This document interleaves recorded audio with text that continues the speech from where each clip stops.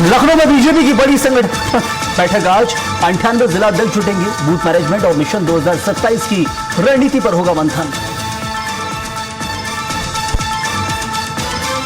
PM Modi के ईंधन बचाने की अपील पर बोले सीएम धामी, विकल्पों पर बढ़ेगा फोकस, पब्लिक ट्रांसपोर्ट अपनाने पर दिया जोर।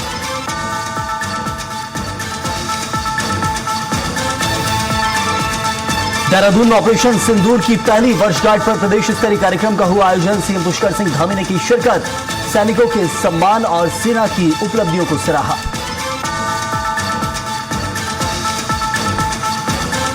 हरिद्वार में नाबालिग किशोरी की मौत के बाद सियासत तेज, जौलापुर कोतवाली पर कांग्रेस का प्रदर्शन, पुलिस पर लगाए लापरवाही के आरोप।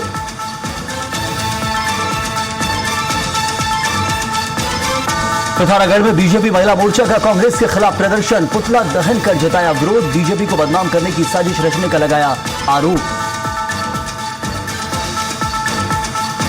नैनीताल में पर्यटन सीजन में अवैध होम स्टे पर प्रशासन का एक्शन, नियम तोड़ने वाले संचालकों पर होगी कार्रवाई, पार्किंग और रिकॉर्ड की होगी जांच। हरिद्वार में गंगा नहर रेगुलेटर पर मिली लावारिस लाश, बहादुराबाद में नहर किनारे शव मिलने से मचा हड़कंप, मामले की जांच में जुटी पुलिस।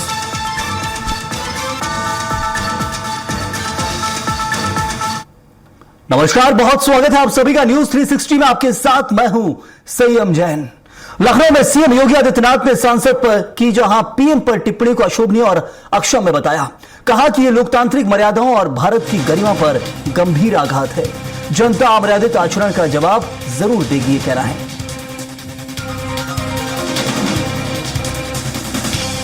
तो देखिए आप क्या हो रहा है लखनऊ में, जहां सीएम योगी आदित्यनाथ ने सांसद की पीएम पर टिप्पणी जो की गई थी उसे अशोभनीय और अक्षम्य बताया, यानी माफी तक नहीं दी जा सकती, ऐसी ये टिप्पणी थी। और कहा ये लोकतांत्रिक मर्यादाओं और भारत की गरिमा पर गंभीर आघात है।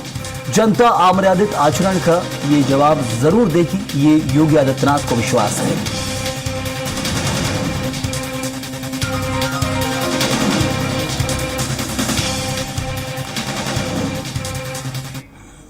लखनऊ में आज बीजेपी का बड़ा संगठनात्मक शक्ति प्रदर्शन देखने को मिलेगा, जहां राजधानी में होने जा रही अहम समीक्षा बैठक में प्रदेश के 98 संगठनात्मक जिलों के जिला अध्यक्ष जुटेंगे। बैठक में बूथ मैनेजमेंट, संगठन विस्तार और पार्टी अभियानों की गहन समीक्षा की जाएगी। साथ ही 2027 विधानसभा चुनाव को लेकर बीजेपी जमीनी रणनीति को धार देने की तैयारी में है। माना जा रहा है कि पार्टी अब बूथ स्तर तक पकड़ मजबूत कर मिशन 2027 का बिगुल फूंकने जा रही है।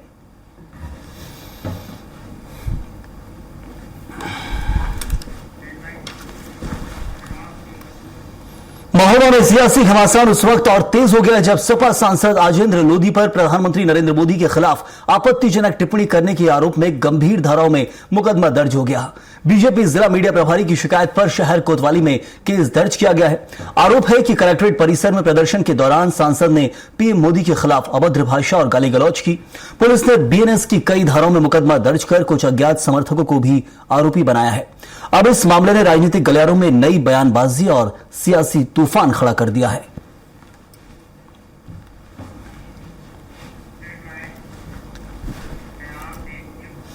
अयोध्या पहुंची स्टार महिला रेसलर विनेश फोगाट ने रामलला और हनुमंत लला के दर्शन कर सियासी और खेल जगत में नई चर्चा छेड़ दी है।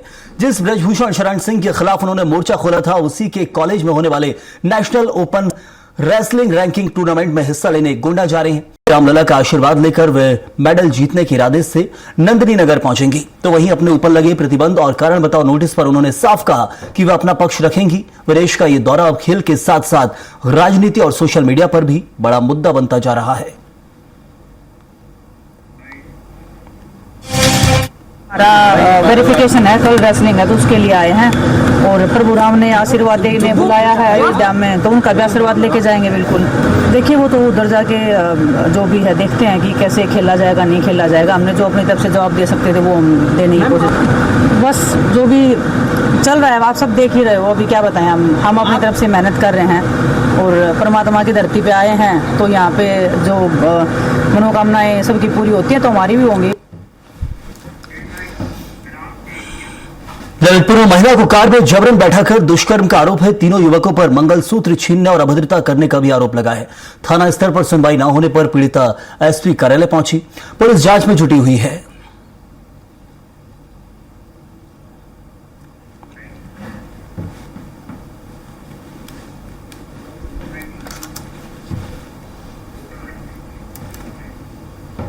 जबरदस्ती गाड़ी में बैठा के ले गए, हमारा मंगलसूत्र भी छुड़ा लिया। हमने की क्या कर रहे हमारी बस पेंटिंग उतारी, बस मेरा बलात्कार करके छुड़ा, बस फेंक गए हमारे वहाँ पे। हम रोते रहे, वो जीप चला के भाग गए। हम कितने लोग थे? 3 लोग। कब की घटना है? 6 तारीख की। फिर आप थाने गई थी? थाने गई थी सासू, मतलब जब इसे पूछताछ कर रहे सो आज भी आई थी यहाँ पे, सो मतलब भी। यूपी में दहशत का दूसरा नाम बन चुका कथित साइको किलर गुरप्रीत सिंह आखिरकार पुलिस एनकाउंटर में मारा गया। चंदौली, वाराणसी और अस्पताल में 26 घंटे के भीतर 3 सनसनीखेज हत्याओं से दहशत फैलाने वाले आरोपी को क्राइम सीन रिक्रिएट कराने ले जाया गया था। पुलिस के मुताबिक उसने पिस्टल छीनकर भागने की कोशिश की और फायरिंग शुरू कर दी, जिसके बाद जवाबी कार्रवाई में उससे गोली लगी। आरोपी का तरीका बेहद खौफनाक था। वह सीधे कनपटी पर गोली मारकर वारदात को अंजाम देता था। पूछताछ में उसने कहा था, मैं मन का राजा हूं। वहीं पुलिस ने उसे मानसिक रूप से अस्थिर और हिंसक प्रवृत्ति का बताया है। जो घटना के कारणों के संबंध में से पूछताछ हुई, उसके बारे में कोई ऐसा ठोस इसका व्यक्तिगत कारण नहीं था। इसके द्वारा ये बताया गया था कि ये बहुत आक्रोशित था और इस प्रकार से रैंडमली घटनाएं कर रहा था। इन घटनाओं में आपस में कोई संबंध नहीं था, ना ही किसी को जानता।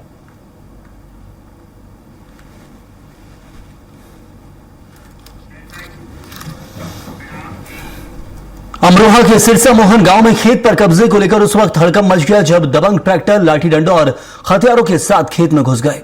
आरोप है कि दबंगों ने खड़ी फसल पर ट्रैक्टर दौड़ाकर जबरन कब्जा करने की कोशिश की और विरोध करने पर किसान परिवार को जान से मारने की धमकी दी।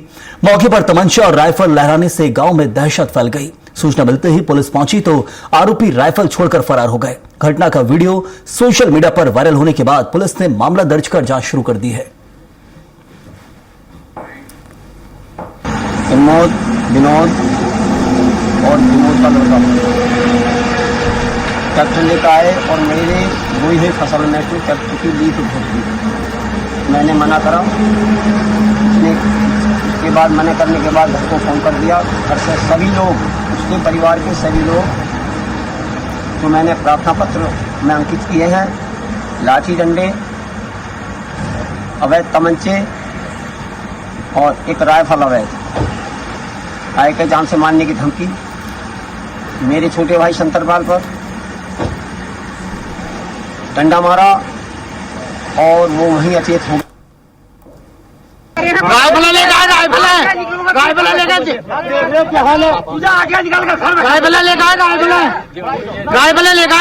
डंडे लेकर डंडे राइफल निकाल गए हो। राइफल लेकर राइफल देखो, दीवान जी ने राइफल भी छीनी है इनके हाथों से। दीवान जी ने राइफल ले छीनी है इनके हाथ से। ये देखिए राइफल डंडे ले लेकर हमारे खेतों में चल रहे हैं ये लोग। देखो देखो देखो देखो देखो देखो। फरीदाबाद की जवाहर कॉलोनी में सुबह 4:30 बजे खड़ी 5 गाड़ियों में भीषण आग लगने से हड़कंप मच गया। कई वाहन सीएनजी होने से दहशत फैल गई। दमकल ने आग पर काबू पाया है। पुलिस आग के कारणों की जांच में जुटी है। तो सुबह 5 गाड़ियों में भीषण आग लग गई, जिसके कारण जहां अफरा तफरी का माहौल बन गया। कई सीएनजी कार इसमें बताई जा रही थी। देववाला के वार्ड नंबर 15 कुड़कावाला बस्ती से सुसवा नदी किनारे लगभग 5 करोड़ रुपए की लागत से बाल सुरक्षा बस्ते का जहां निर्माण कार्य शुरू किया गया है। डोईवाला विधायक ब्रजभूषण ग्यारोला ने विधिवत पूजन अर्चना कर जहां कार्य का शुभारंभ किया है। बरसात के मौसम में नदी के कटाव और बाढ़ से बस्ती को लगातार खतरा रहता है, जिससे स्थानीय लोग लंबे समय से सुरक्षा दीवार की मांग कर रहे थे। विधायक ने कहा कि ये परियोजना क्षेत्र की सुरक्षा और विकास के लिए महत्वपूर्ण है और इससे बरसात के दौरान होने वाले नुकसान में काफी कमी आएगी।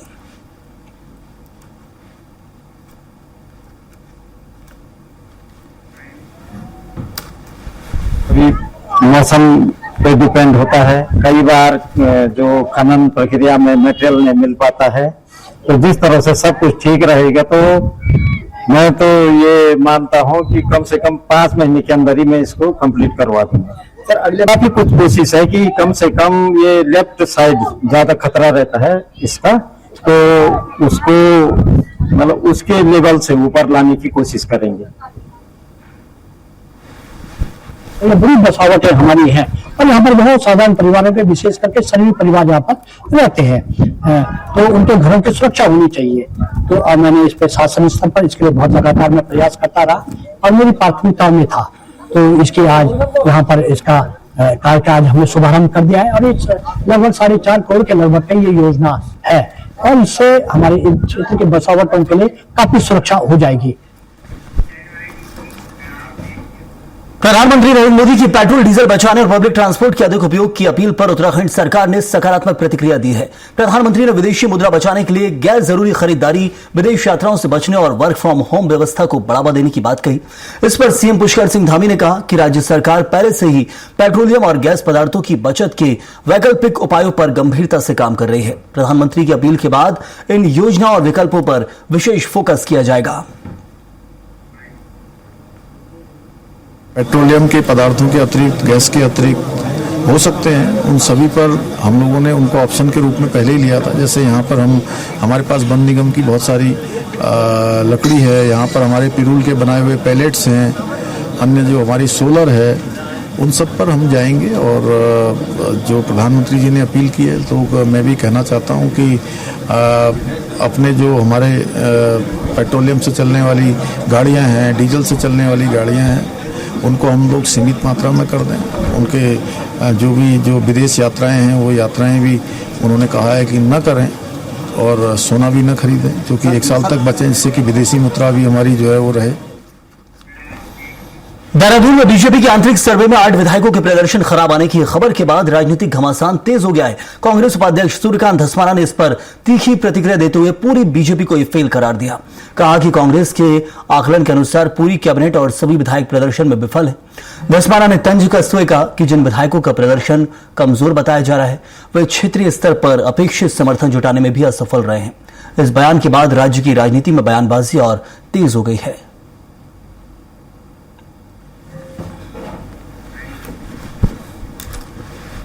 पूरी भारतीय जनता पार्टी की क्लास, जितने विधायक हैं, जितनी सरकार में मंत्री है, मुख्यमंत्री समेत पूरी कैबिनेट, सारे विधायक सारी की सारी फेल है। अब 8 विधायक 10 विधायक उनके यहाँ फेल होंगे जो ज्यादा इकट्ठा नहीं कर पा रहे होंगे, लेकिन हमारी नजर में पूरी क्लासरूम फेल है, सारी भारतीय जनता पार्टी फेल।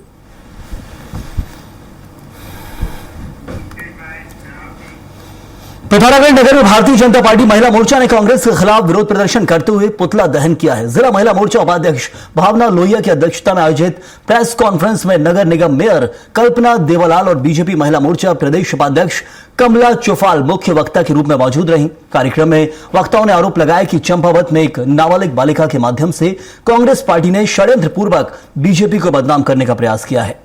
उन्होंने कहा कि कांग्रेस प्रदेश अध्यक्ष की तरफ से लगाए गए आरोप पूरी तरह निराधार हैं और प्रदेश में नकारात्मक माहौल बनाने की कोशिश की गई है। बीजेपी नेताओं ने दावा किया कि संबंधित बालिका ने न्यायालय में घटना को झूठा और मनगढ़ंत बताया है। महिला मोर्चा ने चेतावनी देते हुए कहा कि भविष्य में इस प्रकार के कृत्यों को बर्दाश्त नहीं किया जाएगा। देहरादून में आपदा प्रबंधन एवं पुनर्वास मंत्री मदन कौशिक ने मानसून पूर्व तैयारियों की समीक्षा बैठक की। उन्होंने कहा कि उत्तराखंड में मानसून और चारधाम यात्रा के चलते सभी विभागों को 24 घंटे 7 दिन अलर्ट मोड पर रखा गया है।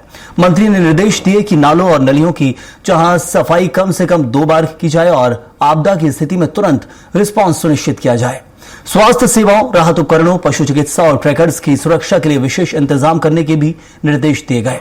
साथ ही नदियों के चैनलाइजेशन और ड्रेजिंग कार्य को मानसून से पहले पूरा करने पर जोर दिया गया है। विभाग वाइज क्या तैयारी की है, किस प्रकार से हम आपदा की स्थिति में उनसे तत्काल प्रभावी ढंग से निपट सकते हैं, इस सारे विषय पर एक विस्तृत चर्चा विभाग के अनुसार हम लोगों ने यहाँ पर की है। सभी जिलाधिकारियों को आवश्यक निर्देश यहाँ से दिए गए हैं कि आप आपदा की दृष्टि से अपने जिले में अभी मानसून सीजन प्रारंभ होने से पहले जो वहाँ के जिले के अंतर्गत ऐसे नाले हैं, नालियाँ हैं, खाले हैं, उन सबको तत्काल सफाई व्यवस्था उनकी सुनिश्चित करें।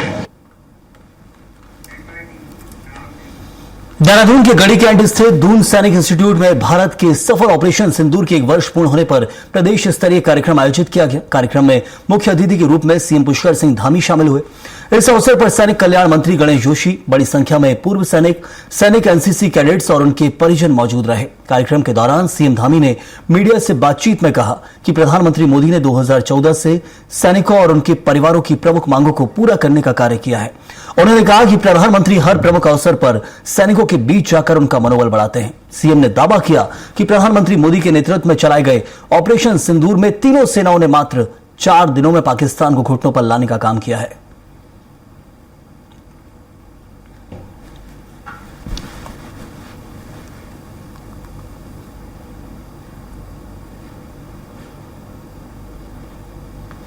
आतंकी अड्डों को नष्ट करने का काम किया।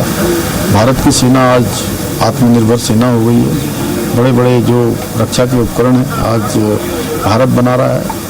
अब उन्हीं उसकी शक्ति को भी पूरे विश्व ने ऑपरेशन सिंदूर के दौरान देखा। आज रक्षा उपकरणों के निर्यात के मामले में भी भारत दुनिया की टॉप सूची के देशों में शामिल हो गया। 80 से भी अधिक देशों को आज रक्षा के उपकरण भारत सप्लाई कर रहा है। तो मैं इस अवसर पर आज भारत की सेना को भी, अपने प्रधानमंत्री जी को भी धन्यवाद देता हूँ।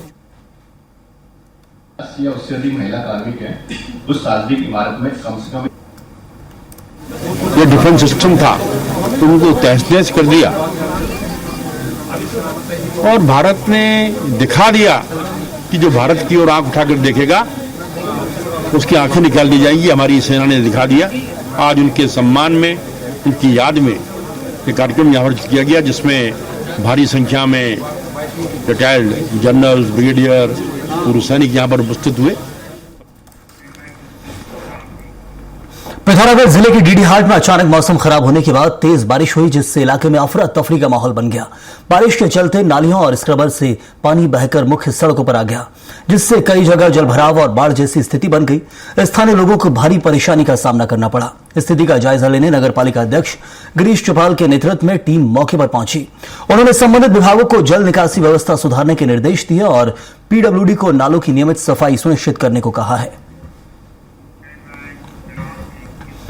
नैनीताल बैंक कर्मचारी संघ ने अपनी विभिन्न मांगों को लेकर बैंक के हेड ऑफिस के बाहर धरना प्रदर्शन किया है। कर्मचारियों ने प्रबंधन पर प्रताड़ना और एक तरफा निर्णय लेने का आरोप लगाया है।